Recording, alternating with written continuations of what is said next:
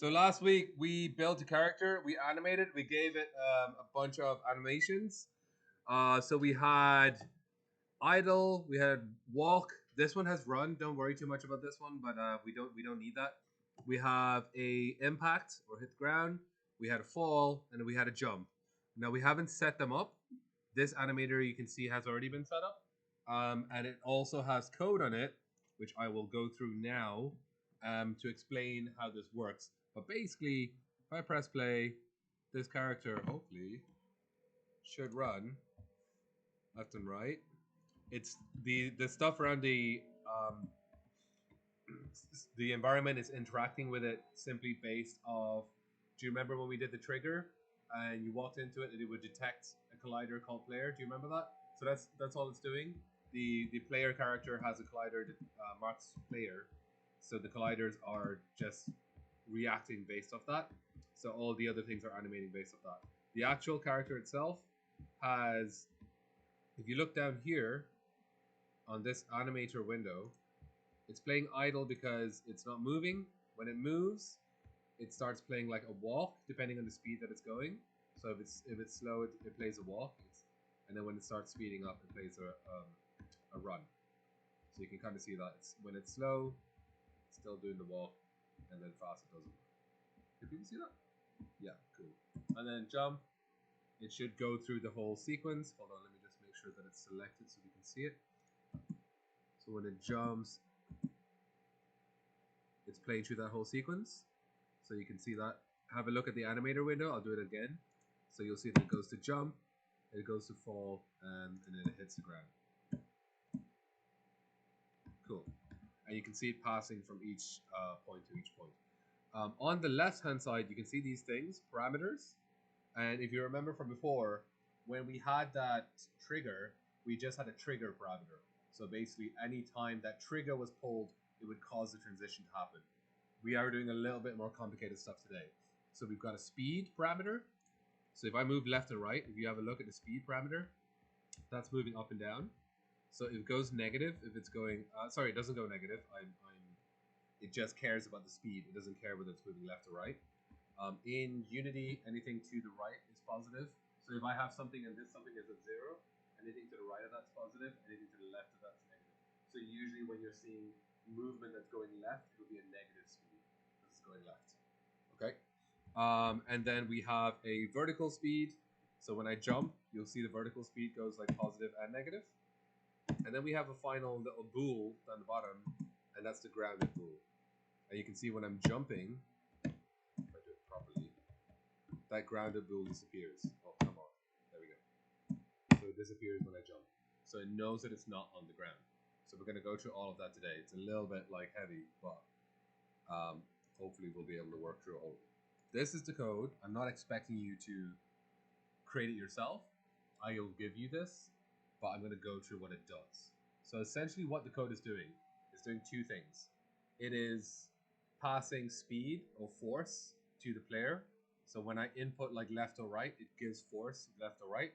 When I press spacebar, it inputs like a upwards force if I'm on the ground. If I'm not on the ground, it won't give me an upwards force. Why is that? What?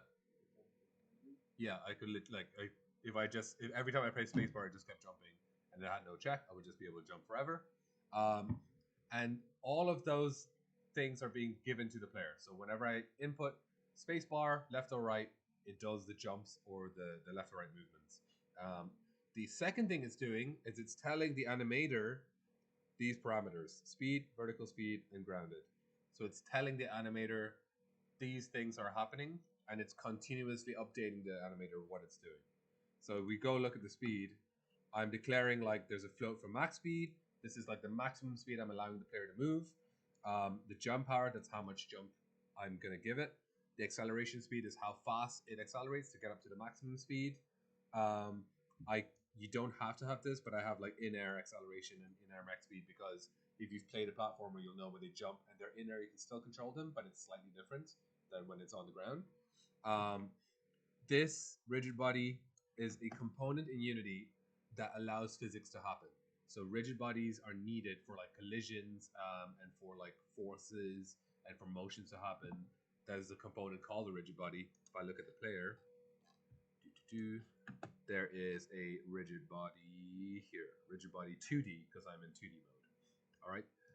It is a simulated rigid body. It is dynamic, means it's continuously calculated. I have a collider. You'll see I have a capsule collider. Anyone guess why I have a capsule collider? Why not a box collider? It's not a trick question. No? Okay, so if you think of if I come up to a ramp, if I had a box, the corner of the box would like hit on the ramp and might get stuck. If I have a capsule, it'll kind of bounce off a little bit. Also, if I jump into a platform, if I have a platform that's like a box, if I have also a box collider, they might like just stop. But if I had a capsule, it might bounce off a little bit, which feels a little bit more natural. So it's just a collider shape. So that's the reason I'm using a capsule collider. You can see the capsule around the character. I have another box collider here. That's down here, box collider 2D. This one is slightly different. So I have set this to be a trigger. Make it bigger, actually. And what a trigger does is it doesn't have collision. So if I press play, if you have a look at that box collider, when I press play, it doesn't collide with anything. So it goes into the ground there. It's not colliding, but what it can do, because it's a trigger, is it can detect that it's colliding with stuff. So even though it's not colliding, it's like it can detect other colliders in it. And what I'm using that for is this is my ground check. I'm using that to see whether I'm in the ground. So everything, I basically told it, let's have a look at the code here. Down here is where it's checking. And like, I've also commented it, so when I post the code, you can hopefully read through it. This checks whether it's on the ground. So like, there's a private void on trigger stay 2D. That is a function that checks like if that trigger has a collider inside it. It's just a unity function. So on trigger stay 2D, and stay meaning like if as long as that collider is in the trigger and detected by the trigger. What it'll do is it'll set the am I grounded bool to true, and it'll tell the animator to set the bool grounded to true. That's all it's doing. So it's just checking if I'm in the ground, it's telling the player that I'm grounded, and it's telling the animator that the grounded bool is true. Is that okay so far? Am I moving too fast? Any questions? Okay. And then when I exit, so that's when I leave, when that trigger leaves. So literally when I jump, that trigger will leave, and it will detect no other colliders. And when it detects no other colliders, it goes, okay, I'm not grounded anymore. So it just tells the opposite. That's all it's doing. So that little checkbox just tells the player whether or not I'm standing on something solid. If I am, I can jump. If I'm not, I can't jump. Okay? That is pretty much it. Everything else here is just movement stuff. So input.getAxis horizontal, again, that's a Unity thing. If you have a getAxis horizontal in Unity, it just takes in WASD, so like first person controller movements, or the arrow keys, or if you plug in a controller, it'll take in like left or right movement as well. So it'll take all of those in.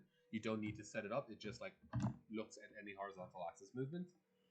And then here, I'm checking that if I'm moving to the right-hand side, don't flip, and if I am moving to the left-hand side, flip. So that's all I'm doing is like flipping the animator. Remember we talked about it last week, where I just flipped it. Let's have a look at the script here.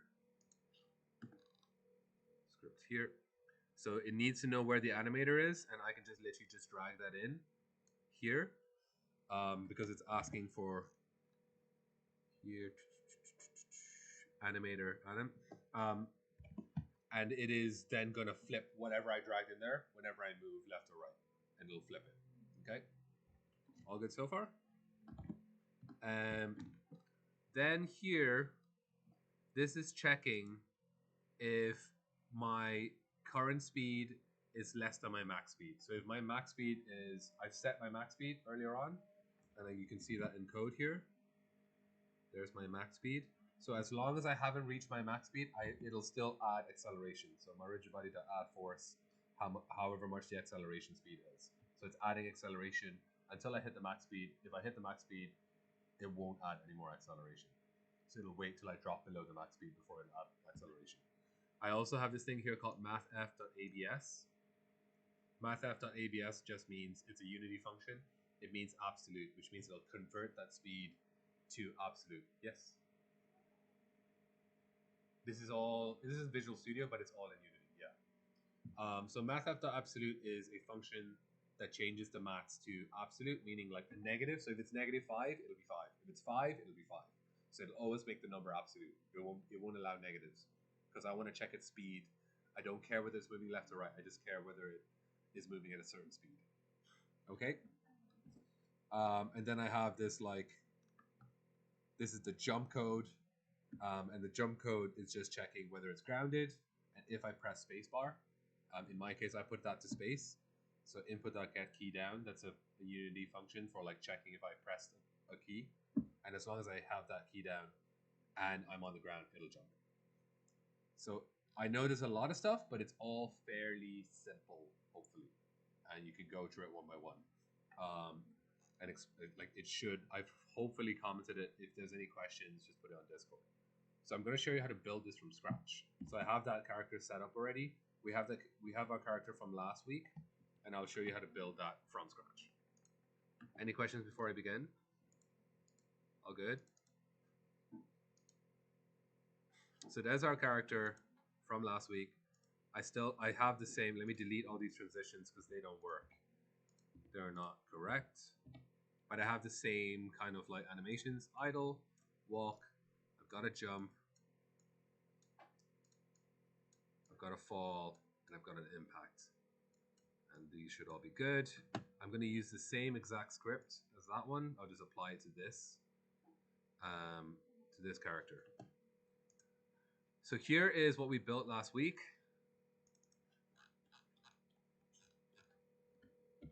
There's the animator and all the characters below it. I'm going to create an empty parent.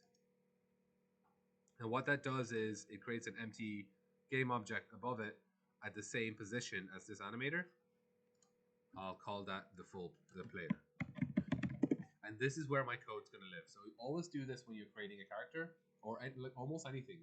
You have one game object that has like physics, collisions, the code, all on that game object, and then visual stuff is separate to it. So like everything below it, this is where all the visual stuff happens. I don't care about the visual stuff. I'm caring about my physical stuff right now. They're completely separate.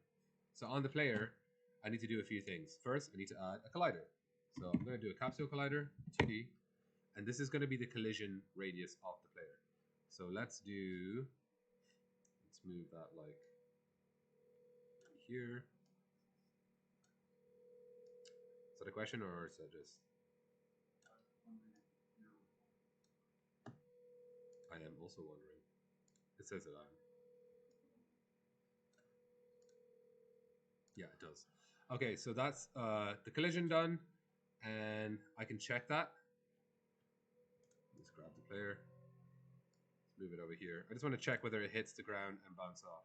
And also, I've done a thing on purpose that. I've done two things on purpose. So it doesn't do anything because I need a rigid body. So let's add the rigid body to it. And then we should be able to play. And that should jump. Sorry, fall. Cool. And you see that it's rotating. So that's a very common first time mistake. Because the collider is working as intended, it doesn't know that it's supposed to be a character and therefore should stay upright. So it doesn't understand that. So what we need to do is in the rigid body, we'll constrain it. So we want to freeze rotation. That way it won't rotate. Let's try that now. Should bounce off the edge, but it should stay upright. Cool. So that's exactly correct. That's what I want. Remember, I had another collider that was going to be the ground checked. So I'm going to do that now. So that is going to be a collider as well. Profit collider 2D. This one is going to be a trigger because I don't want it to collide with anything. I just want it to detect other colliders.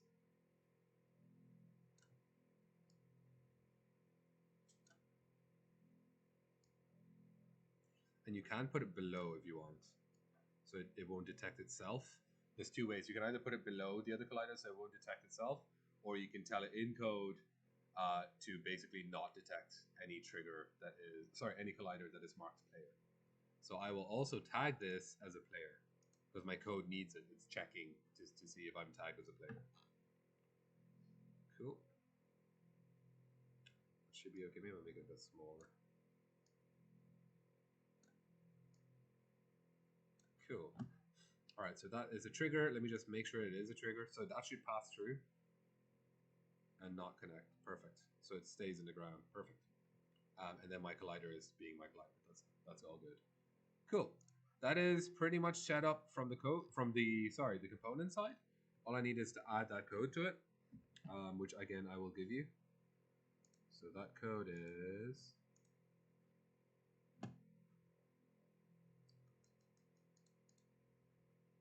here. I just need to drag it on the player. And let's have a look at that code. So these are the things it's looking for. It's looking for a max speed. I'm just going to put 5. It's looking for a jump power, whatever, 300. Acceleration speed. You won't know these numbers until you test them. So don't worry too much about that. And then this is like asking what it's going to flip. So remember, I'm going to flip the thing below it. And let's try that. Cool. It's grounded. Perfect. So that's working. Does it flip? It does flip. See that? It's not moving. Is it moving at all? Maybe it's too slow.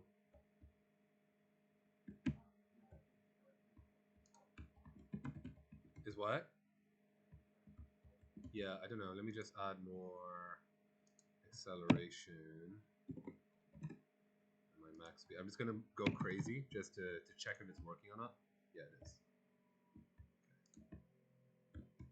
Wait, what? Why is it not working again? Jump power 5,000. Oh, it says it's not grounded. Let me go check the ground check. So the ground check code. If collision game object tag is not player, grounded is true.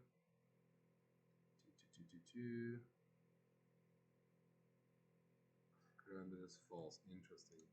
I don't know why that should be saying it's grounded. Is the colliders here correct? Yeah, it's got collider. Yeah, they all have a collider. This should work.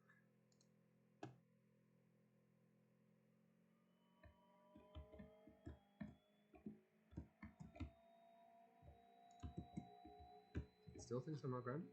No, it does. Oh, now it doesn't. So there's something wrong with the colliders down here. I'm not sure what it is. I think that's on the ground. I need to fix that. I don't know what it is. So it is working above. Let's just go here.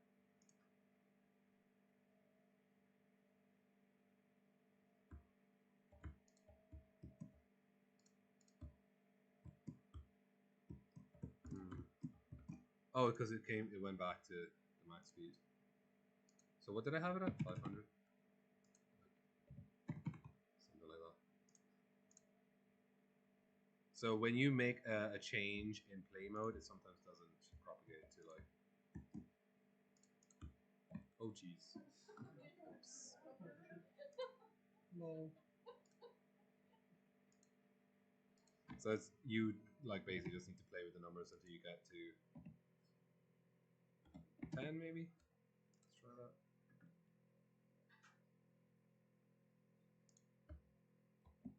No. Yeah, let's try like 100 on the acceleration speed. And grounded keeps turning off for some reason. I'm not sure what's up with the grounded because it is not checking. It is checking, but it's not. It's not very consistent. I don't know why. I think it's to do with the tile map. The platform collider. So let me just not use a composite collider. Just use a... Let's see if that's more accurate. It is. It's much more accurate. So the composite collider seems to be giving problems. So I won't use that for now. But yeah, that's much better. Okay, so we have movement, but we don't have any animation.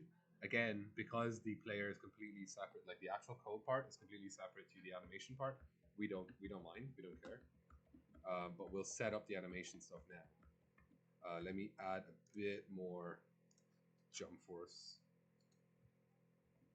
And let's see how that goes.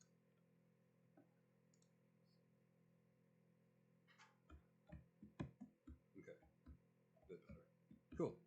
All right, so we can see the animation is playing here. The animator has the animation playing, but it's not set up correctly, so it doesn't know how to play. So it just plays the default, which is the idle. So what we need to do is set up transitions. So first of all, between idle and walk, I need a transition for both of those. And I need a parameter. So because, let's have a look at my code. Every time I've called the animator anim, and anim is like using this get component in children. So it's in code looking for any component in its children of type animator, and it's setting it to anim. So basically when the code starts running, because the code exists here, it looks for anything in its children that has an animator component, which it does, this one. And then it'll, from that point on, call that animator component anim, A-N-I-M. So that's what it's doing here. And let's see what we're telling animator. Here, anim.setFloatSpeed is whatever the current speed is, plus whatever my movement is. So that is speed, S-P-E-D. It is case sensitive. Let's make that a float speed. What else are we telling it? We are telling it a float vertical speed. Again, let's make that a float. You're all good with like what a float is, and like yeah. So a float is a decimal number, and I want it to be a decimal number because I want it to be accurate, like to within decimal points. And then I have a bool for granted. So set a bool. Cool. So the conditions for idle to go to walk is gonna be speed, I guess, right? Am I wrong? Yes? No? Yeah? We sure? Are you sure? I'm just making sure you're paying attention. Okay, I'm going to do it greater than 0.1. I'm not going to do greater than 0. Greater than 0 should work, but it's only because Unity sometimes will calculate, even if it's not moving, it's calculating that it's moving at like 0.000000001 or something. So then the Unity is like, well, it's not 0, so it won't play the animation. So we're going to set it at 0.1 so it has a bit of a buffer. And then to go back, we'll go as long as the speed is less than 0.1. Play idle. Let's try that. It's not perfect, but we're going to see that it will work, hopefully. See that walking? And then when I stop, it plays. Now remember the delay? Does anyone remember why it delays? Exit time. Thank you. So there's two things. Exit time, which means it's going to play this entire animation before it allows it to go to the next animation, which I don't want. So I'll turn off exit time for both of those. Transition time is the second thing. So transition time is like how, if that's in settings, how do you know transition time? So transition time is how long the transition from one animation to the other animation takes. So in this case, it's 0.25 of a second. If you want it to be like instant, if you want it to be instantly changing animation, you can set it to like 0. Let's try that. We just make these instant. So I'm going to move. It's idle now. I'm going to move. And you see it's instant. And then when it stops, it's going to instantly go back. Which is, depending on the style of animation you want, you may want that. You may not. Generally, I leave it as the default. Like 0.25 is okay. Cool. So that's transition. That's transition. And that's done. Like that's done for the walk. Now we need to worry about the jumps and the falls. So we have this other thing here called any state. So any state is from, doesn't matter what it's doing, doesn't matter what animation is playing, from any state it can do things, which is what I want. So from any state, if my vertical speed is greater than 0.1, meaning that I'm moving upwards. And I also want to check if my grounded is not true. I want to make sure that I'm not on the ground. Then play the jump. Okay, let me just test that, make sure that works. Yep, playing jump. Doesn't go back, but it plays the jump. So perfect, that works. And then from It has no exit time because any states don't have exit time. From jump, I want it to fall. So make transition to fall. And in fall, we're going to make grounded is still false because it's still falling. We want to make sure it's still falling.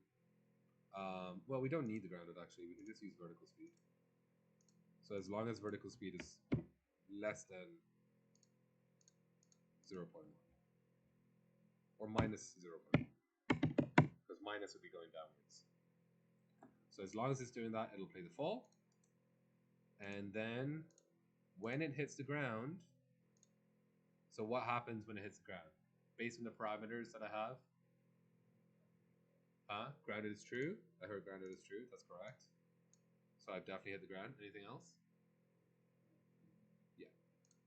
We can just leave it as grounded if it goes true, but let's also do it to be safe. Let's make it vertical speed is less than 0.1. And then after it hits impact, let's make it go back to idle. So make a transition back to idle, and that condition is like as long as I'm grounded is true. It'll go back to idle. Otherwise, if let's make a transition back, and if my grounded becomes for some reason the ground breaks open or something, if my grounded becomes false again, go back to fall. Okay, so like if you think about if I fall on the platform that breaks, so I fall on the platform and it immediately breaks, it'll transition back to fall. Cool. So let's try that. Hopefully we've set that up correctly. Cool. So move flat, right and left, jump. Let me move the camera up here. Jumps way too high, but it falls, does the impact, and then goes back. So it works. It's all good. Let's turn off the impact exit time actually. So I want it to transition back to idle faster. I don't know why it's got such a high jump speed. Oh, no. So you see the way like the impact was 1 frame and it was instant. It just kind of like bounces back up and transitions. That's why I only have 1 frame to it. Let me just reduce the jump power to like. Oh. That's too high. Like 420. Yeah, that works. Okay, so to make sure that this, because remember when I press play, that's gonna disappear. So I can like copy component, and then when I turn off play, it disappears. Like it goes back to the default values. I can then paste component values because I've copied them, and now it's there. So I set up the entire animation. So that is the player, that is the code, that is all the animation based on what you have from last week, where it hopefully you would have made it what I asked you to make. So you had the animations ready and they're all set up. You had an animator. All you need to do is everything that I've done today, which I've recorded. Is there any questions on any of that before we continue? All good? Yeah.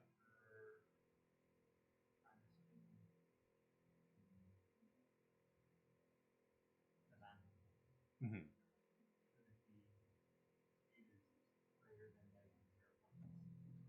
Let's have a look at the landing. So after I'm falling, so when I'm falling, the vertical speed is going to be less than negative 0.1 because it's falling, right? And then let's have a look at that transition. So what I have it is as long as grounded is true and the vertical speed is less than 0.1, so meaning the vertical speed, like you can also add more. You can be like, and vertical speed is greater than negative 0.1. So it's between that range, between negative 0.1 and 0.1. So it's somewhere in that range. So you can have those to make sure it really is on the ground. So this is checking it's on the ground. This is checking it's not falling, continuing falling down, and this is checking that it's not going up. Sorry. The other way around. Sorry. Yes. I'm still there. All right. So, any other questions? Yes. When I fall up, that's good question. So let's have a check. So I don't jump at all. I just run off the edge. Good question. I don't think I've set it up. I don't think it's going to work now. But let's see.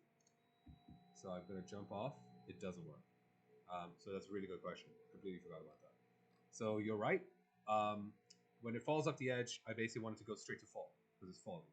So I need to have a transition from any state because I don't care what I'm doing. I can be jumping, it can be whatever. But if I fall off the edge, I want it to go straight to fall. So I'm going to make another transition from any state directly to fall. And in this one, what should I check? Grounded false. Yeah. Vertical speed, which is greater than 0.1. Greater than 0.1 is I'm going upwards. Yeah. So less than minus 0.1.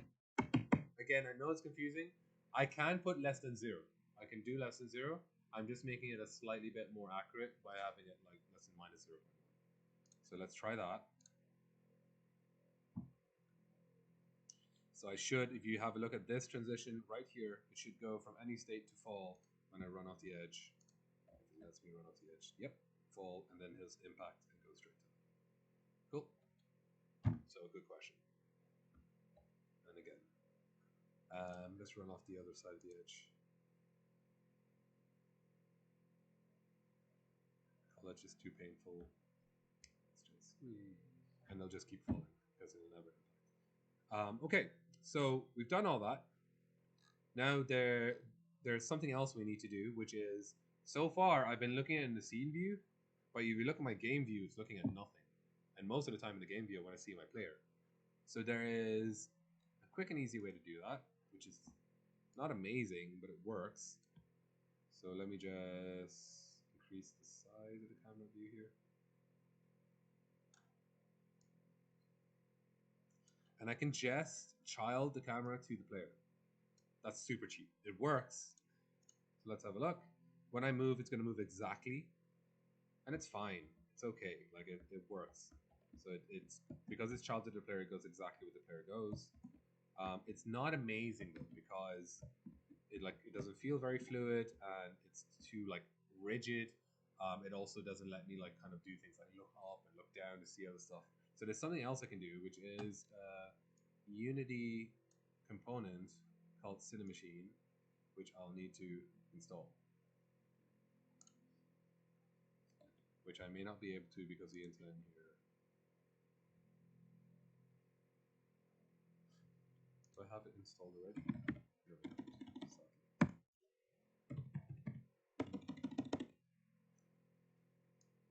No, how used are you to Unity, or not really at all? Okay. So what I'm doing is Unity has a bunch of stuff built in already. It has extra stuff, so extra like components and extra tools. They're generally found in Window Package Manager, and then you can look for packages. Let's look for Unity registry. So I'm looking for all the packages, and you need to know, I guess, which package you want. But I'm telling you that what we want now is Cinemachin. What Cinemachin will allow us to do is control the camera as if it's like like it almost has movie camera stuff, so we can do dollies, so we can have stuff move on tracks, we can have stuff do a follow. What I'm interested in today is a follow. And a follow is I would tell it to follow a thing. So when that thing moves, it follows, but it doesn't follow exactly. What I want is like a little bit of a delay. So like in a game you have that like camera that's a little bit delayed. I want a little bit of that. But if I move really fast, it continues following. It doesn't like lag behind all the way. So that's kind of what I'm doing with Cinemachin. I don't see where my packages are. They don't seem to be coming in because of the internet.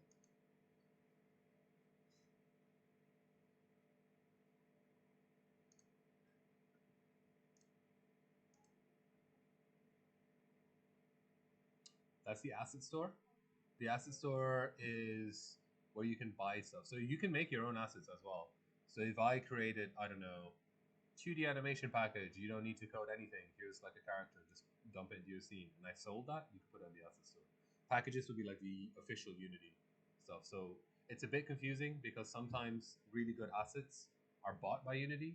The company's bought by Unity and then they get rolled into the package manager. So sometimes you'll see like a legacy version of that package in the asset store because it was bought and it became part of Unity. Okay, so this is not working for me. I would say let's go and break. I'm going to go to the I'm going to go to the room where we have our lab, and I'll continue working on this. If I can't get this working on the internet here, I'll just record it at home and I'll post it up. Okay.